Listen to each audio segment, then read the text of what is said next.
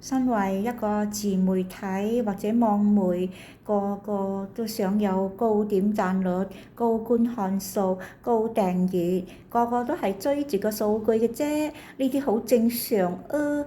但有一部分網台就靠同其他網台鬧嚟鬧去，罵戰越激烈，觀看數越高，呢個都好正常，都係為咗流量啫。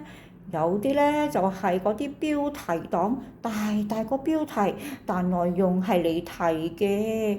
最近有個網台好鍾意講粗口，冇乜所謂，有時覺得都幾搞笑幾幽默。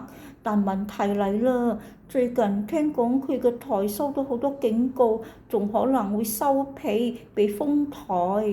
其實對我嚟講，意料中嘅事。呢個博主好鍾意煽動仇恨、惡搞人，甚至仲搞埋人哋個屋企人。佢嘅對象直播嘅時，佢竟然送上白菊花，甚至元寶蠟燭香俾人。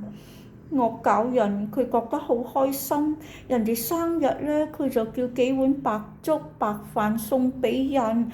呢種損人不利己嘅行為，佢仲認為自己好叻喎。